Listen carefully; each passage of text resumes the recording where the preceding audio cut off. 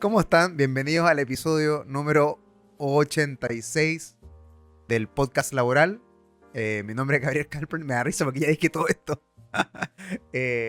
Hoy es 7 de agosto de 2026, son las 10 de la mañana. Muchas gracias por la retroalimentación a todos los que hablaron. Les mando un saludo gigantesco a cada uno de ustedes. Estaba explicando que este es el episodio 86, pero está publicitado como el 85, como ustedes bien ven, porque entre medio salió la mega reforma tributaria, mega reforma, el proyecto de ley de reconstrucción nacional del gobierno, y tenía tantas novedades tributarias que era imposible no hacer un capítulo especial dedicado a eso. Entonces lo que hicimos fue que me junté con Elizabeth Payá, que es abogada tributarista, y yo la conocí en mis tiempos de Price y sé que es ultra seca, y tuvimos una conversación, y ese episodio se convirtió en el 85. Y ese lo pueden ver, está en YouTube, en el canal. Hablamos de las 10 novedades tributarias más importantes que trae este proyecto de mega reforma, que la verdad está súper interesante porque por supuesto trae el ajuste al impuesto de primera categoría corporativa en 23%, que es una rebaja a las grandes empresas, y un aumento progresivo a las pymes, porque hoy día están en 12,5. Y eso suena como raro, bueno, lo estábamos conversando, pero la ley decía que las pymes iban a subir a 25, entonces en vez de subir a 25 va a subir a 23. Entonces, por ahí va. La reintegración del sistema tributario, que también es una novedad interesante, la exención de contribuciones, la repatriación de capitales con una tasa única de 7 o 10%, la posibilidad de repactar deudas en cuanto a intereses, multas con la Tesorería General de la República y municipalidades, el tema del DFL2, en fin, un montón de temas, lo estoy diciendo de memoria, ¿eh? Pueden consultar, por supuesto, el episodio 85 está en YouTube para todos. Y hoy día vamos a hablar del episodio 86. Y porque también tenemos novedades laborales en cuanto a tramitación de nuevos proyectos. O sea, hay un drama tramitador importante.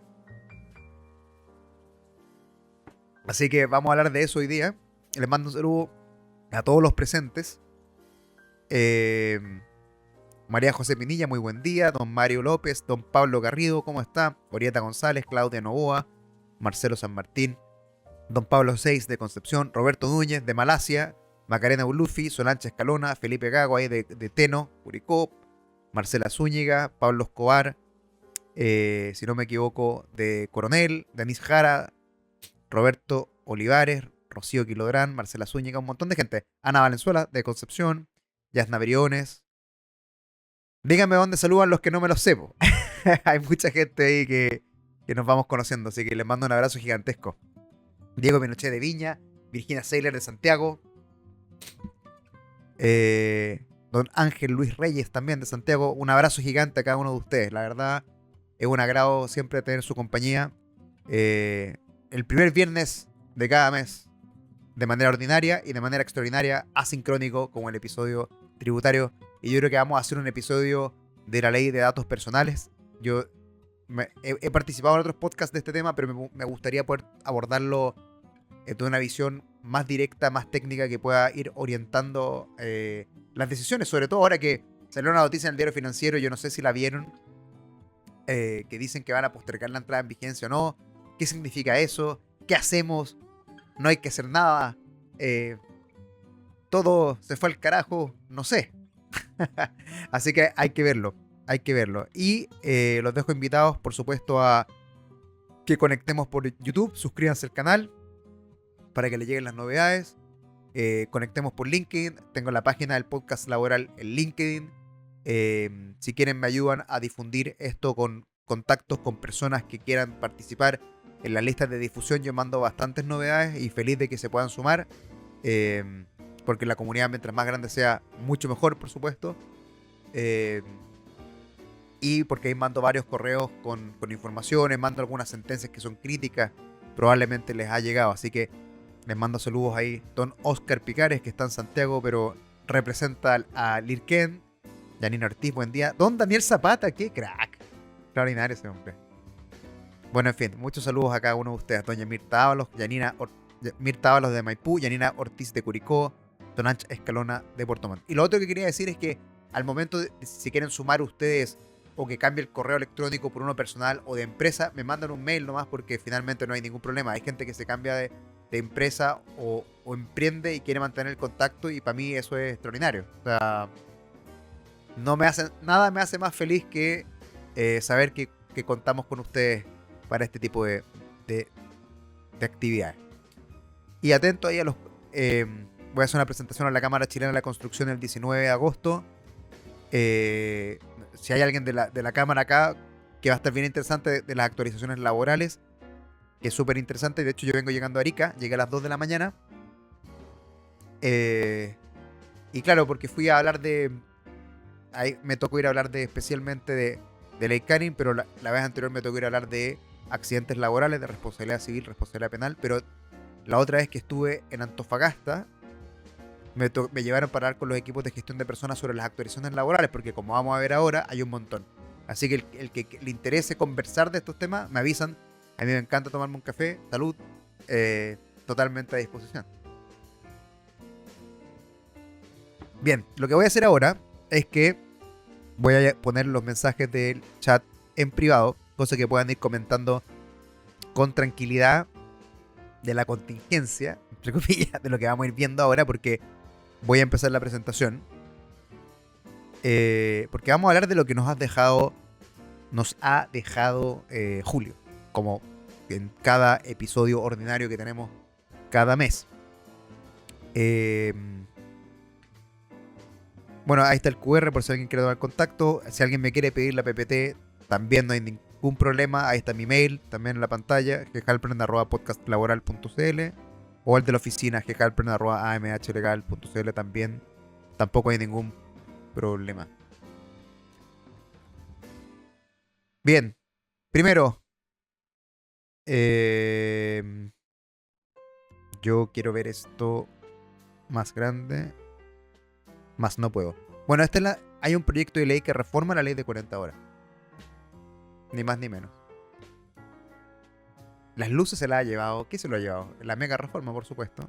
Que es algo que trae modificaciones importantísimas, por supuesto. Pero modificar la ley de 40 horas es algo crítico, ¿no? Para nosotros. No es que sea algo malo, por supuesto, pero...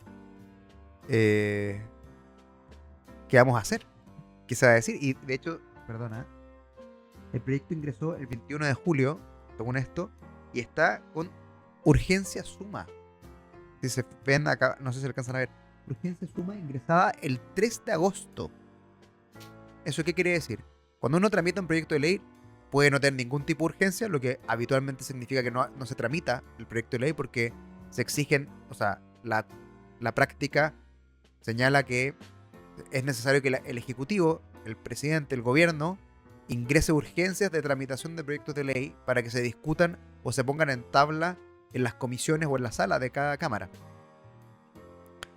Y hay urgencia simple, urgencia de discusión inmediata y urgencia suma. Y la urgencia suma, bueno, cada una impone un requisito de cuándo se debe discutir el proyecto. Entonces, este proyecto, como ven, ha avanzado bastante. No ha avanzado, pero se ha tramitado bastante. Y está con urgencia suma. Y si me permiten creer, están dos comisiones. Está en la de trabajo y está en la de economía. No sé si simultáneamente, no tiene sentido, pero están ambas acá. Y es algo que no nos puede ser indiferentes de ninguna manera. ¿Y de qué nos trae esto? Porque hoy tenemos 42 horas como límite de la jornada ordinaria laboral semanal. Va a ser 40 a contar del año 2028, del mes de abril del 2028. Eso no sufre ninguna modificación. Y el proyecto propone que, porque hoy podemos llegar a 42 en un promedio de 4 semanas, en un ciclo de 4 semanas. Entonces podemos decir una semana 40, otra semana 44, otra semana 38 y otra semana, la matemática me está abandonando, 44 si no me equivoco. Y ahí en un ciclo de 4 semanas llegas a un promedio de 40 y eso está bien. Y para lograr eso, lo ideal es que tengas en el reglamento interno cuáles son las alternativas e ir disponiéndolas semanalmente. Se informan al trabajador semanalmente. Y el proyecto de ley Bueno, y tiene un tope semanal de 45, aunque haya flexibilidad. Si hay acuerdo con los sindicatos puede llegar hasta 52. Es algo que hemos visto, que está en vigencia, perdón. Em, ¿Y qué propone el proyecto de ley que va a sufrir modificaciones probablemente a propósito del trabajo en las comisiones? Es que este ciclo de 4 semanas se amplía a 16. Entonces, este promedio de 42 horas y posteriormente 40, que actualmente se alcanza en 4 semanas, pasa a ser en 16 semanas. Y de haber acuerdo con los sindicatos, podría ser hasta 52 semanas, o sea, anual. El promedio pasaría de mensual a cada 4 meses, 16 semanas, y si hay acuerdos con los sindicatos, hasta anual. Y en el rubro de turismo, clubes, discotecas, restaurantes, no necesitas el acuerdo con el sindicato y pasa a ser desde ya 52 semanas el promedio. Que se asemeja a varios modelos europeos de, de, de cómo calcular los promedios. Y fíjense acá, hay una tablita muy simple que hizo la Coco abajo a la derecha, que hoy está el promedio de 4 semanas, entonces una semana 44, otra 42, otra 38, otra 36. Eso está perfecto. En promedio 40, que es de control del 2028. Y eso mismo pasaría, según el recuadro de la derecha, el subrecuadro de la derecha, a 16 semanas. Entonces, una semana arriba, una semana abajo, una semana arriba, una semana abajo. ¿Y por qué el turismo lo tiene aprobado, o perdón, no está aprobado, lo tiene propuesto por defecto en 52 semanas? Porque es crítico, porque hay temporadas de altas y bajas. O sea, hay periodos de vacaciones que por supuesto exigen una mayor cantidad de horas de trabajo y periodos donde no hay vacaciones que son menos horas de trabajo. Entonces, eso se puede ir aplanando con el año completo. Entonces, no sé, ahora que es invierno está lleno de turistas extranjeros que vienen y no extranjeros, y nacionales también, que vienen a esquiar a Santiago, por ejemplo, o lo que sea, apliquen el ejemplo que les guste más. Son más horas de trabajo, pero después en octubre, mucho menos. Entonces, un sistema de relaciones laborales donde se permite esta adecuación laboral es fundamental para darle viabilidad al contrato, porque si finalmente vamos a pagar 2 meses para después estar muy poco, finalmente la estabilidad laboral va a sufrir, porque no se justifica, entre comillas, el gasto para la empresa o el emprendimiento. Entonces, una adecuación de esta naturaleza, por supuesto, que puede ser muy conveniente desde el punto de vista de avanzar en la estabilidad de las relaciones laborales, que es una de las máximas de nuestro ordenamiento jurídico laboral. Se mantiene el límite de 45 horas semanales en este proyecto, por más que haya flexibilidad. Y este límite de 45 horas, dice, no se podría superar por 4 u 8 semanas continuas. Y la mitad de las semanas no podrá superar las 40 horas. Son doble clics que tiene el proyecto de ley, que es bastante interesante, creo yo, que puede, de todas maneras, creo yo, en ciertas circunstancias, y sin ser inocente, siempre va a haber gente que puede intentar abusar de cualquier cosa, pero a lo que apunta la ley, por supuesto, lo veo como un avance pro empleo, pro estabilidad en el empleo, de hecho. Sube el tope. Hoy por hoy tenemos la compensación de horas extra por días de descanso, que el tope es 5 días de descanso adicional anual. Y si cada hora extra es 1,5 horas, estamos hablando de que son 2, 3, 4, 5. 5 horas extras es un día. Entonces estás hablando que son 25 horas extra máximo las que se compensan, aprox, en números macro, por días de descanso, lo que es muy poco, 25 horas extra. Y lo que propone el proyecto es que esa compensación alternativa aumente a 10 días de descanso al año, no 5. Y también cambia algo que es crítico. ¿Qué es crítico hoy? Que dice que el derecho a los días de descanso compensatorio, por decirlo así, los puede solicitar el trabajador con 48 horas de anticipación. ¿Qué quiere decir eso? bueno, que digo, bueno, jefe, pasado mañana no vengo, saludos, que esté bien, y los turnos, no sé qué va a pasar con los turnos, digamos, con el sistema de turnos. La organización laboral como que cruje. La verdad es que la solución que da la norma actual hace prácticamente impracticable eh, usarlo. Porque de hecho hubo una consulta hace un tiempo a la Dirección del Trabajo sobre si se podía ampliar el plazo de preaviso. Y la Dirección del Trabajo respondió correctamente, en mi opinión, de que era un mínimo irrenunciable porque está en la ley. Sí. No tiene sentido, pero no tiene sentido de gestión, pero tiene sentido jurídico la respuesta. Y lo que propone el proyecto es cambiar ese modelo y dice que se puede solicitar con 48 horas de anticipación, eso no se va a tocar, pero que el empleador puede otorgarlo y si no lo otorga en las 48 horas que se pide, ahí es como que cambia como de hacerlo efectivo a pedirlo. Y si no se puede otorgar en las 48 horas que está pidiendo el trabajador en aquella hipótesis específica, el empleador tiene que otorgarlo dentro de 60 días siguientes. Entonces da un margen de coordinación mínima súper importante. Se debe otorgar dentro de 60 días. Deben usarse en 12 meses o se compensan en dinero. Hoy, si esas horas extra no se compensa el descanso en 6 meses, se compensa en dinero, lo que es un desafío a nivel de compensación, es de ver cuántas horas extra tiene acumulada cada persona, y si no usa el descanso, se tiene que pagar. Esto amplía a que si no se usa, se tiene que pagar esa expresión de 6 a 12 meses, lo que sigue siendo un desafío para los software, los ERP y los software de remuneraciones siguen siendo un desafío porque tienen que implementar las métricas para poder calcularlo automáticamente, creo yo. Y si no tienen ERP, para una pyme es una complicación. Una pyme sin estos software es una complicación mayor. Pero por último lo hacen 12 meses.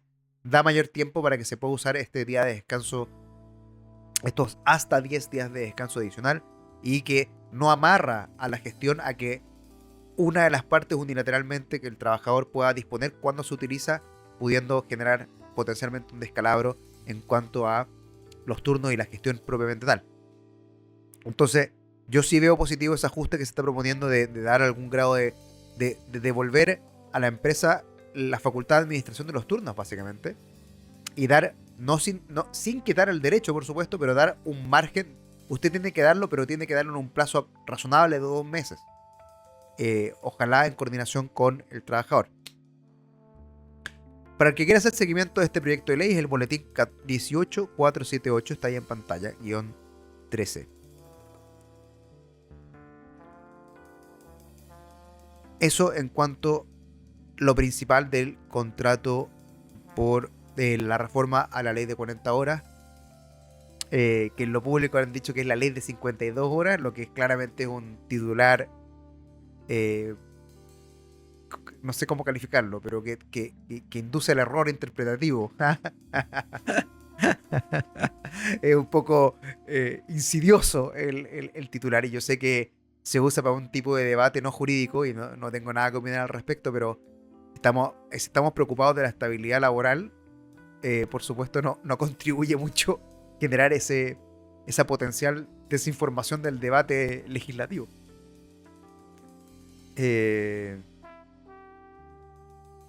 Mira, Felipe me hace una pregunta muy buena. Respecto a los cambios en la ley de 40 horas, yo le agregaría potencial cambio, Felipe. ¿Cómo sería en los contratos por obra o faena, ya que no tiene una fecha de término definido? Muy buena. Eso está resuelto en la ley actual. Y si entiendo correctamente a lo que te refieres, es qué pasa si alguien, por ejemplo, tenía que llegar al ciclo al promedio de 42 horas y el calendario era 44, 42, 38, 36, el calendario mensual. Usemos esa hipótesis hoy. Como es 44, 42, 38, 36. ¿Qué pasa si se va a la semana 3? Entonces estaba por sobre no promedió 40, no llegó a promediar 40.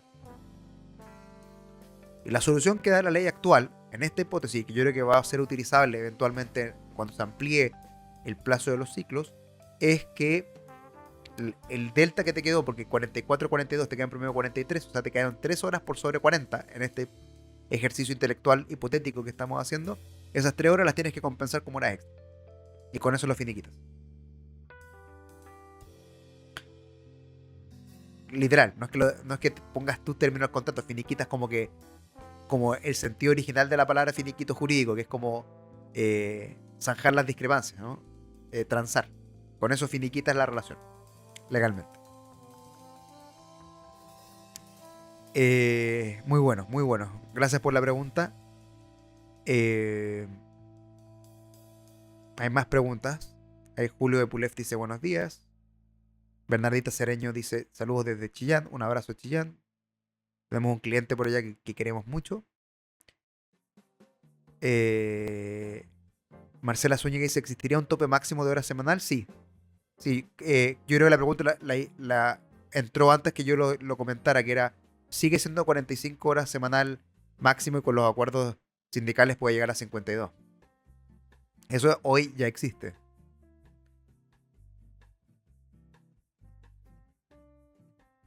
Roberto Olivares dice, y el pago de las remuneraciones cuando el promedio de la semana sea inferior a 40 horas. El trabajador ganará menos. Creo que no entendí. Pero finalmente el valor hora se tiene que calcular en base mensual. En base mensual. Entonces, si alguien trabajó una semana, los días completos de su jornada se entienden como días completos trabajados. No debería impactar negativamente la compensación. No sé si entendí equivocadamente. Ahí me cuentas por chat. Bueno, tenemos otro proyecto de ley que es el proyecto de ley de contrato por hora, boletín 11929, que se ingresó al Senado y es un proyecto antiguo, es del 2018 y como yo les comentaba, esto da cuenta que como no tenía urgencias ingresadas por el gobierno, no se tramitó nunca o no avanzó nada en la tramitación y ahora está con urgencias simples, como ven acá abajo, y la última urgencia simple se ingresó el 4 de agosto, o sea, recién. No ha avanzado nada el proyecto aún, pero se dan cuenta que cuando el gobierno, voy a decirlo coloquialmente, le mete chala, los proyectos avanzan. Si no, difícilmente avancen. Y la única vez que avanzaron sin la iniciativa gubernamental, no sé si la única, pero la más emblemática fueron los retiros y por eso se hablaba de un parlamentarismo de facto que quebrajaba la democracia. Comentario con el cual estoy parcialmente de acuerdo. Pero bueno, en tiempos de estabilidad democrática como ahora, si no hay urgencias gubernamentales no avanza. Y este sí tiene varias urgencias. ¿Y qué nos trae este proyecto de ley por ahora? En su versión original, que probablemente traiga modificaciones. Bueno, una breve explicación porque el bullet point como que está un poco descontextualizado. Esto lo que propone es abrir la posibilidad de que una empresa contrate a un freelance, básicamente. Esto no es jurídico lo que estoy diciendo, es una interpretación del propósito de la ley. Es como, te contrato para que estés a disposición cierta cantidad de horas mensuales y yo te voy requiriendo cuando sea necesario. Por eso es perfecto para el freelance. O perfecto por si necesitamos a alguien que pueda reemplazar alguna función o complementar alguna función eventualmente.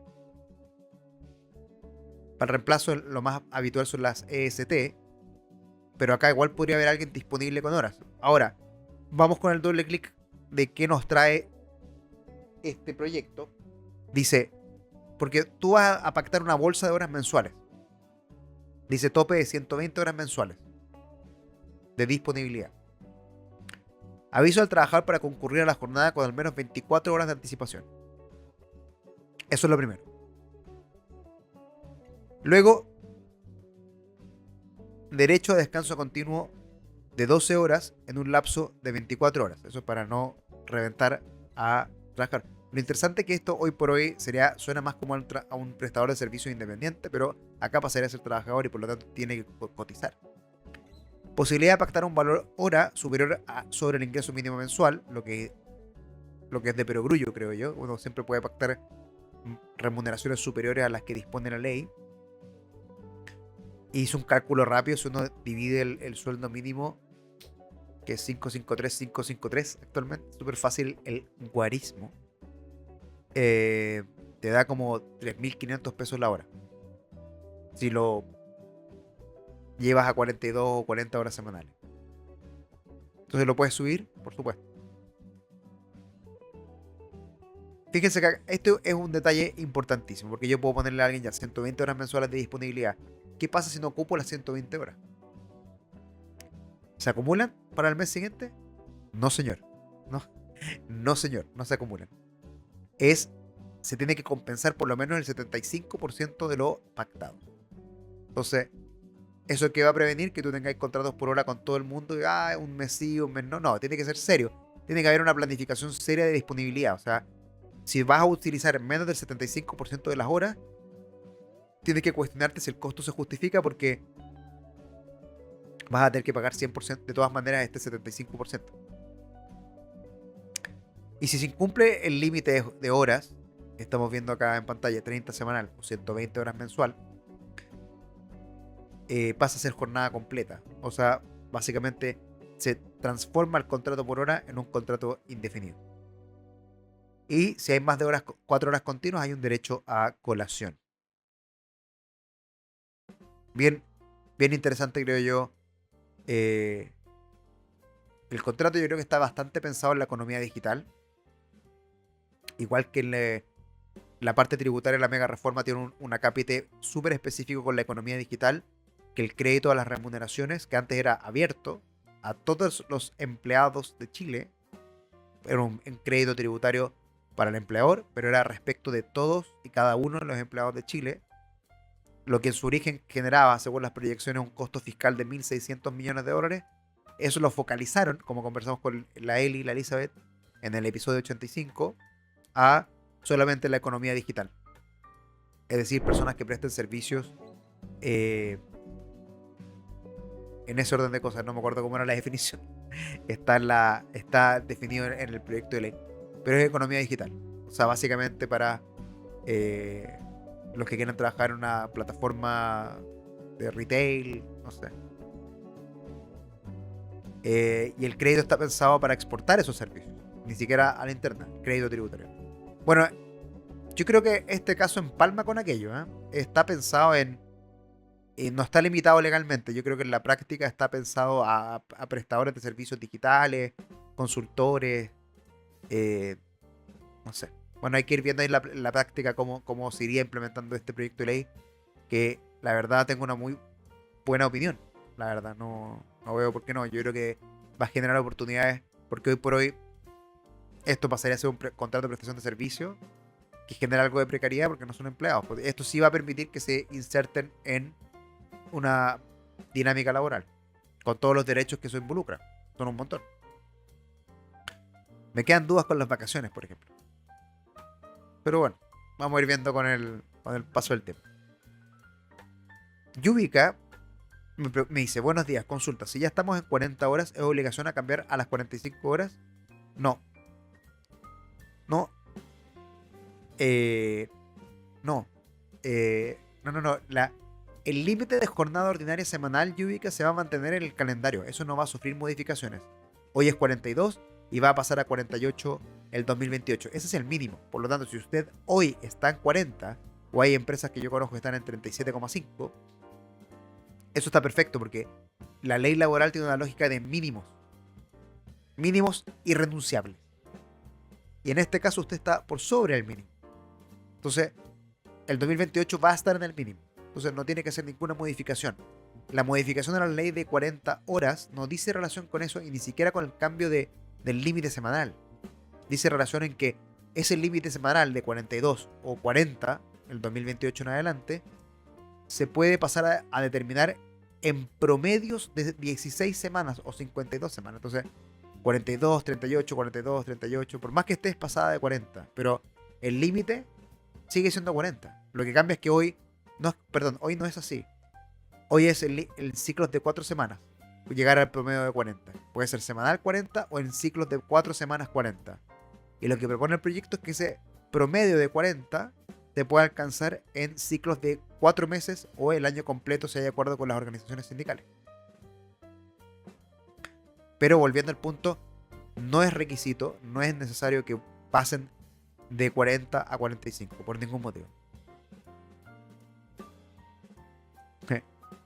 Don Oscar me dice un comentario que no lo voy a reproducir. Me dice,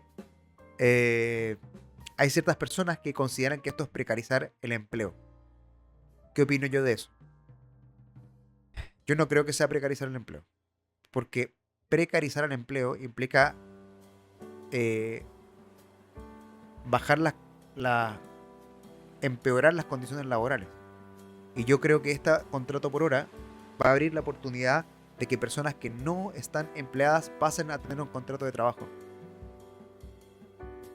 Y eso es lo contrario de precarizar, es laboralizar las relaciones contractuales.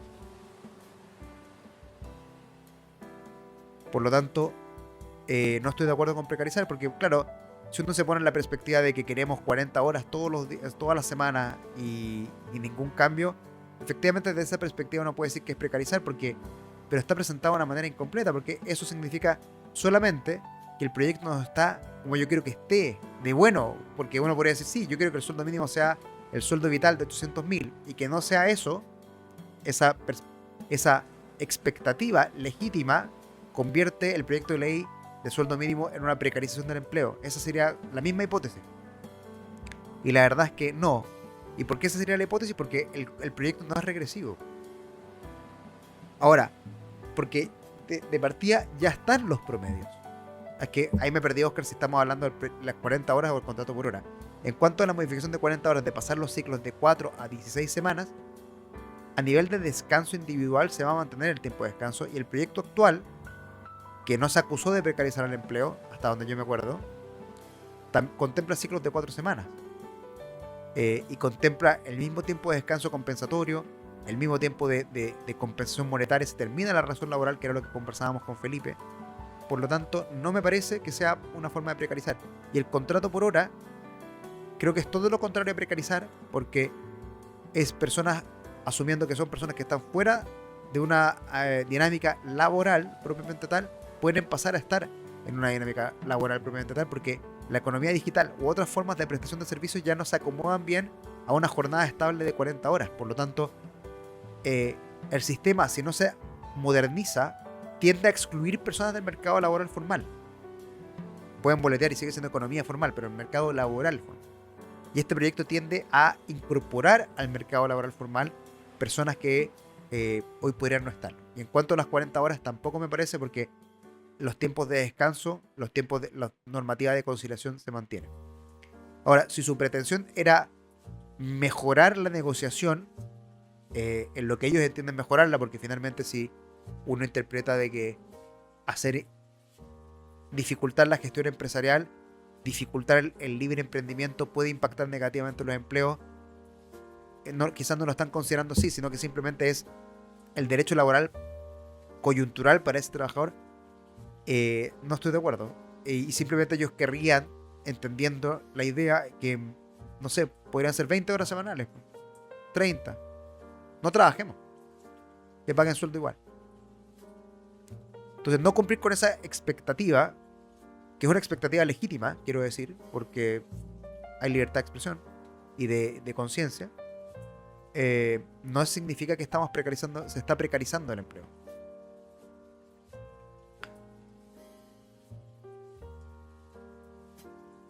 Liliana me dice, ese contrato por horas me recuerda a los contratos portuarios. Diego me dice, Gabriel, consulta, en un ciclo de 16 semanas, ¿cuándo se pagan las horas extra al final de ese ciclo de 16 semanas? Ah, qué buena pregunta. Lo que pasa es que creo que te puedo responder con lo que sabemos, Diego, porque tú vas a tener porque hoy tenemos ciclos de 4, entonces va a ser la misma regla. Hoy tienes un ciclo de 4 semanas y tienes tu jornada ordinaria en ese ciclo de 4 semanas. Entonces, 44, 42, 38, 36, que es el ejemplo que he dado todo el rato. Esa es tu jornada ordinaria. Entonces, cada semana que te pases de tu jornada ordinaria, devenga horas extra y por lo tanto se tiene que compensar mensualmente como cualquier hora extra. Y ahí siempre está el problema que tenemos de gestión con los cierres, que cerramos el 20, por lo tanto la liquidación viene con menos hora extra y se paga el mes siguiente.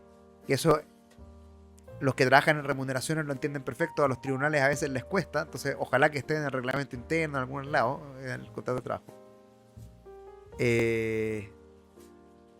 Eso. Yasna me dice, tantos años trabajando para mejorar la calidad de vida. Tengo vida después del trabajo. ¿Y ahora qué? Trabajar, trabajar, trabajar. Entiendo el comentario, pero el promedio de 40 horas se va a mantener. Y estos ajustes a la economía permite que haya más trabajo, porque finalmente algo que nos dije previamente, con las discrepancias legítimas que pueden existir, si no se hacen estas adaptaciones, se pueden impactar puestos porque hoy la cesantía está en 9.4. Entonces hay que buscar mecanismos para que quien emprende o quien emplea personas tenga oportunidades de emplear más personas. Entonces, cuando hablamos de las opiniones de que se precariza el empleo, yo digo que no hay nada más precario que la cesantía. También.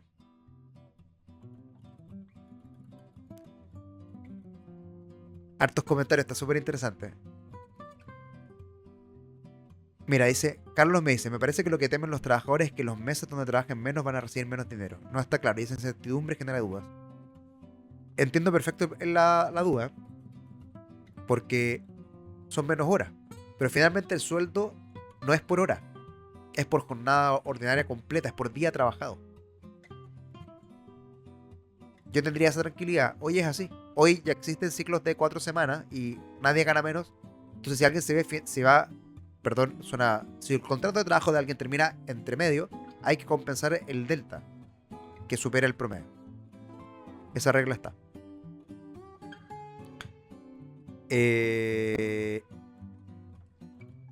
Bien. Claro, Mario dice, el mecanismo lo que hace es reconocer como trabajo formal algo que actualmente no lo es. No es disminuir la cesantía. Claro. Es que depende, pues si se boletea, no es cesantía. Si no se boletea, si marca como cesantía. A menos que, claro, las encuestas hablan de si desarrolla una actividad económica. eh, Está bien, uno puede ir más allá de la cesantía, Mario. Porque el argumento igual sirve porque una cosa es boletear y otra cosa es tener una relación laboral. A nivel de derechos laborales es cualitativamente superior tener un contrato laboral. Uno podría decir que mantener las boletas es precarizar el empleo. Literal, y eso es literal porque no es empleo. Bien, déjenme continuar. Proyecto de ley de sala de cuna universal. Este proyecto de ley, bueno, lleva bastante tiempo ingresado. Actualmente lo más discutible, lo más controversial es que limita el otorgamiento del derecho a sala de cuna en empresas que tengan 20 o más trabajadoras. Y una de las acusaciones es que hay empresas donde se hace una planificación estratégica de tener 19 o menos. Yo la verdad no conozco ninguna, pero puede ser, ciertamente. Bien, ¿y qué nos trae este proyecto? Que sigue avanzando este proyecto de ley, aún no se ha publicado. Y les quería mostrar, acá está. Fíjense que sigue su discusión en el Senado. Está con el 5 de agosto, o sea, el miércoles se ingresó una urgencia de discusión inmediata, que eso es que se tiene que discutir y votar en 7 días máximo. Así que este proyecto de ley de sala de cuna universal está en la puerta del horno. Y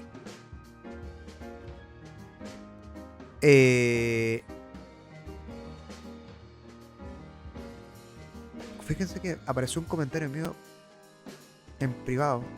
Bueno, ¿y qué dice? Porque si se dan cuenta está marcado en azul que salió de la Comisión de Educación y pasó a Hacienda, se tiene que votar en la Comisión de Hacienda. Y en la Comisión de Educación se ingresaron bastantes cambios, que yo creo que es bastante interesante. En su último estado, podemos comentar que el proyecto de ley está más o menos como lo vemos. Bueno, se mantiene la posibilidad de que empleadores de empaque o que trabajen en empleos de una misma comuna puedan habilitar conjuntamente una sala de cuna en la temporada. Esta regla también está en centros comerciales, que también se puede hacer, creo. Desconozco si se usa mucho. Ahí Felipe, que es del rubro, me podrá comentar si existe. Yo, la verdad, no lo he visto. No lo he visto. Bueno, ¿qué más hace el proyecto? Elimina el mínimo de 20 trabajadoras para acceder a la sala de cuna y lo extiende para personas con cuidado personal otorgado por resolución judicial. Que esa es la máxima premisa, que es hacer universalizar el derecho de acceso a la sala de cuna, que es una de los grandes temas pendientes. A ver, esto me lo puedo poner aquí para dejar de tener la mano arriba, ¿no? Sí. Ahí, me dice si se escucha peor. Bueno, se va a crear el sistema público de registros de sala de cuna, donde se registrará la preferencia de cada trabajador beneficiario. Esto lo escribí yo, ¿no? La ley está bastante larga.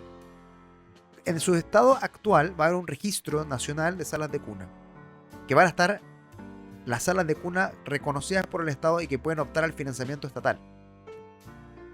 Entonces lo que tiene que hacer la persona empleadora cuando alguien tiene un hijo, padre o madre, es que tiene que entregar el listado de salas de cuna al trabajador o trabajadora, y esa persona elegirá la sala de cuna a la que llevará a su hijo o hija. Y esa preferencia el empleador la tiene que registrar en este sistema. Yo tuve Gabriel, que tiene una hija maravillosa de 9 meses, ¿dónde la va a llevar? A esta sala de cuna. Pero mi empleador no me da sala de cuna. Pero porque voy a hacer un reclamo a la dirección del trabajo. El empleador tiene que pagar los pasajes para el traslado del niño o la niña. Si ambos padres tienen derecho a sala de cuna, eso es porque están empleados ambos, deben decidir quién optará por el beneficio. Hay una regla de prelación bastante larga de si no se ponen de acuerdo quién tiene la jornada más larga, sino quién corre con las expensas del hijo. Y hay que ponerse de acuerdo. Por la opción del beneficio se informa por escrito al empleador. Y esa opción se tiene que registrar en la dirección del trabajo.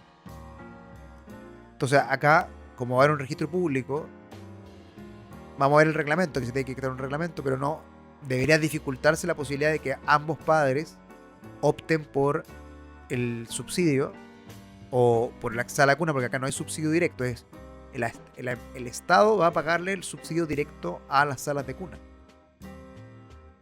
Entonces no se va a duplicar, porque es uno por niño. Acá lo que se podría duplicar es el derecho al pago del traslado, por ejemplo.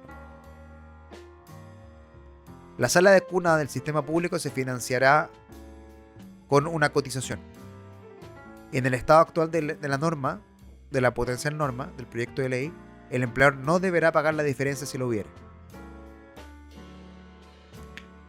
Y el fondo de sala de cuna que se va a crear se financiará con una cotización de 0,35, con el tope AFC.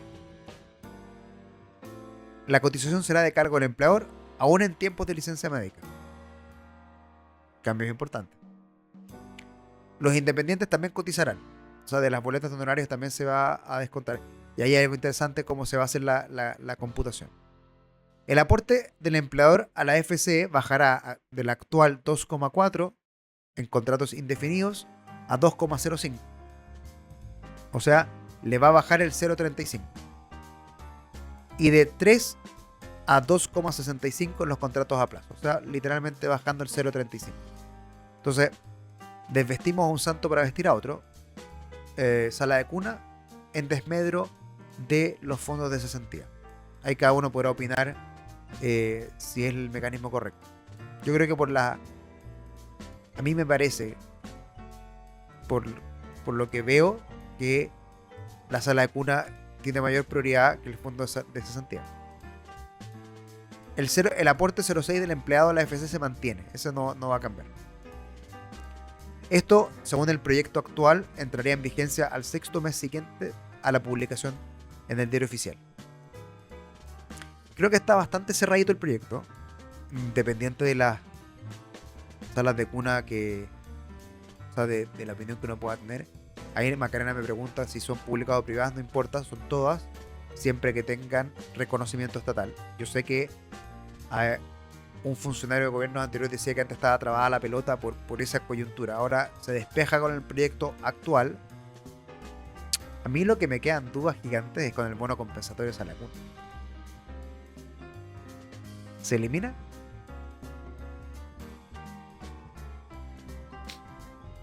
Ahí me pueden comentar en el chat quién tiene bono compensatorio en sus empresas.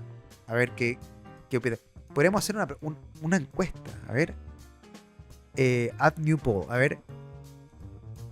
En su empresa, ¿pagan bono compensatorio de sala de cuna? Sí, no. Ya, ahí pueden ir votando. Hay una encuesta.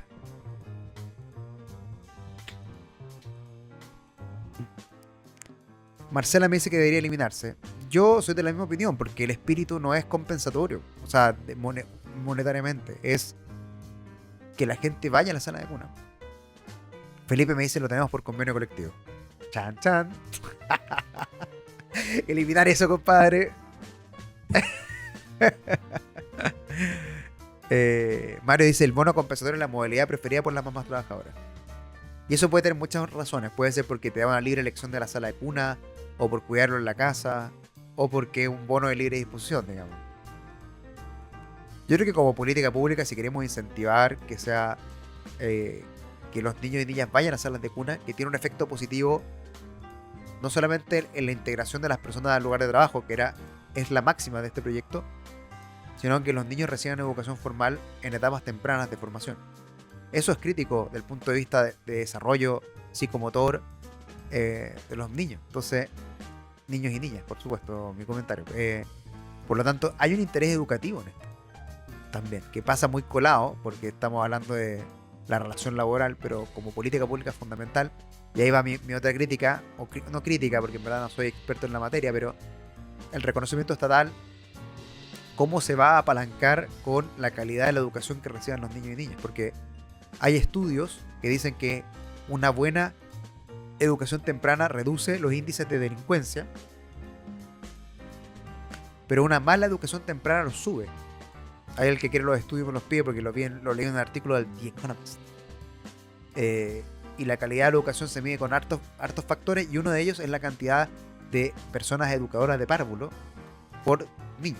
Entonces son 4 o 5 super, son 10 niños, niñas por educador de párvulo. Ahí depende de la edad, de la etapa de desarrollo también.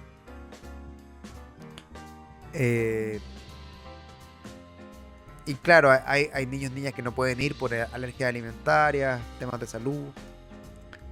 Es complicado. Yo creo que un defecto que le veo al proyecto es no resolver qué hacer con los bonos compensatorios, porque cada persona, se genera esta cotización adicional que cada persona trabajadora o el empleador va a costear respecto de cada persona trabajadora en desmedro de la AFC, y puede ocurrir que las empresas igual continúen pagando los bonos compensatorios. Entonces estaría pagando 2 veces el mismo beneficio.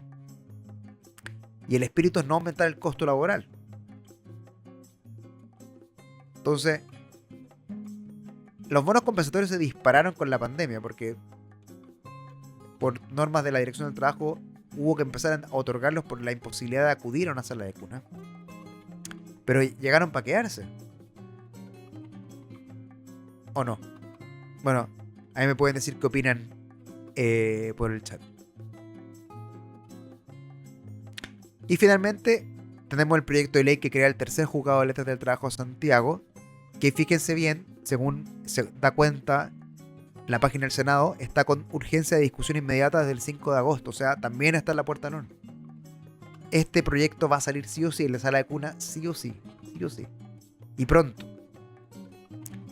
Y este proyecto de ley se funda en la cantidad de causas laborales, que uno puede ver distintas opiniones. El año 2009 habían 26.000 juicios al año, y el año 2024 hubo casi 97.000 juicios en el año. Jurisdicciones más saturadas: Santiago con un 189% de sobrecarga, Antofagasta con un 157%, Punta Arenas con un 150% y Concepción con un 147% de sobrecarga. Y ahí yo sé que podemos analizar las causas de esto, si todo es admisible, si los juicios son muy fáciles de litigar y ganar, por lo tanto incentivar la litigación, porque si no es como no cobrar un bono que lo tenéis regalado. Esas opiniones las he oído. Y uno podría, no sé, fortalecer los requisitos de admisibilidad de las tutelas, por decir algo, lo que sería muy controversial, por supuesto, así que es difícil. Así que la solución que le ponen a la saturación es más tribunales. Y claro, en el 2009 también había una saturación de los tribunales, de los juzgados laborales, los que se acuerden de eso. Y la solución de la reforma laboral fue: vamos a crear nuevos tribunales para poder desatochar el sistema laboral, que los juicios duraban 5 años en esa época. ¿Y qué pasó? Al crear nuevos tribunales se volvió a saturar. Entonces, crear un tercer juzgado en 10 años vamos a estar saturados de nuevo. Y para saturarlo, qué clases de juicios se van a empezar a litigar es algo que no sabemos. Pero bueno, el proyecto en su estado actual crea un tercer juzgado de letras del trabajo de Santiago con 19 jueces. Aumentan 2 jueces Antofagasta, 2 jueces Concepción y 1 Punta Arenas. Punta Arenas tiene un juez laboral solamente. Pocas. Lindo Punta Arenas. Saludos a los de Punta Arenas. Y en agosto entra en vigencia este mes una nueva patita de la reforma previsional. En agosto 2025 había aumentado la cotización de cargo de la empresa en un 1% y ahora ese 1 sube a 3,5. Que 1,5 3,5 medio mentiroso porque entre medio está el CIS. Que el CIS ya se paga. Entonces en verdad sube un 1% más.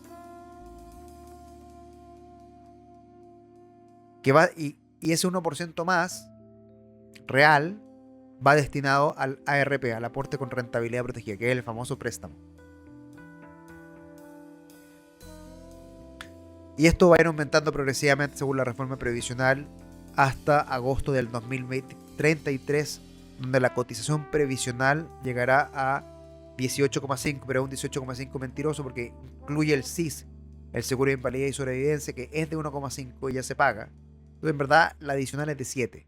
Pero es que el IPS, al administrar el Seguro Social Previsional, va a administrar también el CIS. Entonces, por eso se habla de que pasa ese 8,5 en la reforma. Pero en verdad es un 7 real. 7 real, 8,5 nominal, podríamos decir. Entonces, para que lo tengan presente ahí con sus ERP, con sus sistemas de remuneraciones, que esto es aporte empresa, no es un descuento, por lo tanto técnicamente aumenta el costo.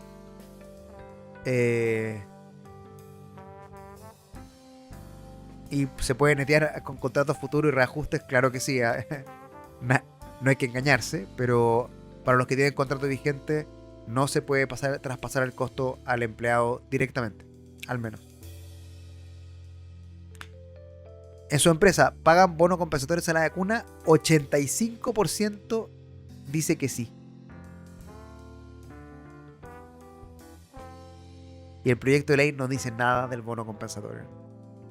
¿Qué opinan de eso? ¿Qué opinamos? Escúchanos, señor, te rogamos. Y finalmente, oye, no alcanzamos a ver la jurisprudencia. Pero es que hablamos mucho de los proyectos de ley.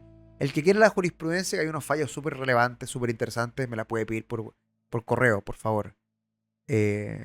Por correo. Bueno, y se publicó la ley 21.828, que pasó... Nadie sabe en qué momento se tramitó, nunca estuvo en la prensa, en ningún lado. Se publicó el 23 de julio del 2026 y ya entró en vigencia. ¿Y qué establece la ley? Bueno, tiene un espíritu, parte de la base de que en el mercado laboral formal participan el 50% de las mujeres y un 70% de los hombres. Entonces, la interpretación es que hay una brecha de género en el acceso al empleo formal. Y obliga a las empresas a transparentar la equidad de género mediante un informe anual. Dice, ¿a quién obliga? Empresas de más de 200 trabajadores y de más de 50 respecto a aquellas empresas que desarrollan en sectores con baja participación femenina, como lo es la minería, la energía, la construcción, los transportes y las finanzas. Ahí, Pau, yo no sé si en tu caso hay poca participación femenina, creo que no. Pero bueno, eso dice la ley, no es un proyecto, la ley. Con Beto Cuevas, la ley. Bueno, ¿qué exige? Informe anual sobre equidad de género y medidas adoptadas. Debe contemplar el porcentaje de participación, los indicadores sobre ejercicio en cargos de responsabilidad, medidas para la conciliación laboral, antecedentes de la brecha salarial y otras medidas. Se debe remitir el informe a la Dirección del Trabajo en marzo de cada año. O sea, esto es una realidad. Ahora, falta que se emita un reglamento que parametrice mejor qué hay que informar y cómo. Así que yo creo que ese reglamento cuando salga lo vamos a ir conversando, por supuesto. Carlos me dice el CIS va variando y hoy están 2. Gracias, Carlos. Tiene toda la razón. Felipe dice, en los casos en que no puedan asistir los niños a sala de cuna por temas médicos u otros, debería el Estado pagar el bono compensatorio. Ah, y tengo otra duda. ¿El bono compensatorio es imponible tributable o no? Yo sé que la Dirección del Trabajo dice que es inimponible, es no imponible y no tributable, pero y el servicio ha dicho que es no tributable, pero la Superintendencia de Pensiones no ha dicho nada.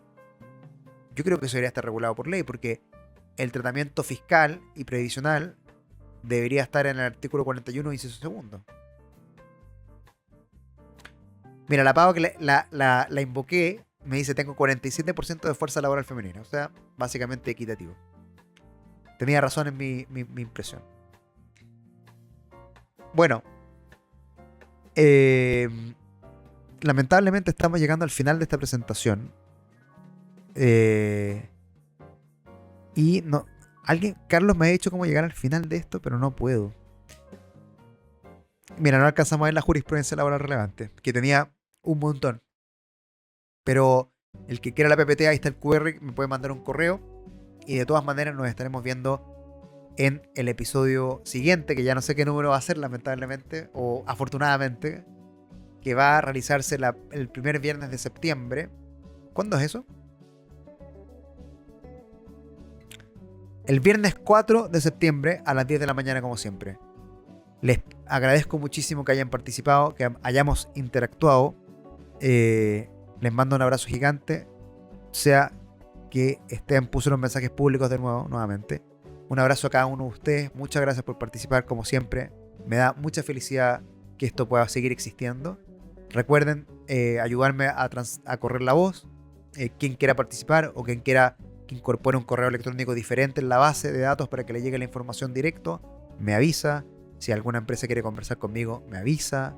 Feliz de tomarme un café, yo me encanta. Así que el que quiera la PPT, me avisa. Y vean el episodio en YouTube, el episodio 85, este va a ser el 86, sobre la parte tributaria de la mega reforma, que está súper interesante con Elizabeth Payá, que es abogada tributarista. Yo creo que voy a grabar un capítulo sobre ley de datos personales para orientarnos un poco, especialmente la parte laboral, que no es simple. Y eso, nos vemos en LinkedIn, ahí interactuamos, por supuesto. Suscríbanse al canal de YouTube, donde voy a subir este episodio y pueden ver casi todos los demás. Y les mando un abrazo gigante. Los que quieran la PPT, insisto, me mando un abrazo ahí. Hay un montón de saludos de Felipe, Gago, Maciel, Carolina. Ah, la Caro Jana. Hola, Caro, ¿cómo estás? El otro día nos encontramos en el MUT. Fue un piacere. Don Anuar Baraque, Roberto Olivares, Marcela Valdés, Mario López, La Pao, Don Felipe Bustamante. Tremendo, Felipe, no te había visto. Carlos Díaz, Oscar Picares, Julio de Pulef, Jorge Burra, La Jackie Herrera, Milady Cáceres, Marcela Torres, Macarena Ulufi, Jorge Burra, Agnes Pereira, Daniel Landaeta, Roberto Núñez, etc. Les mando un abrazo gigante, que tengan un increíble mes de agosto. Ojalá pasemos todos agosto sanos y salvos. Y nos estamos viendo. Un abrazo gigantesco.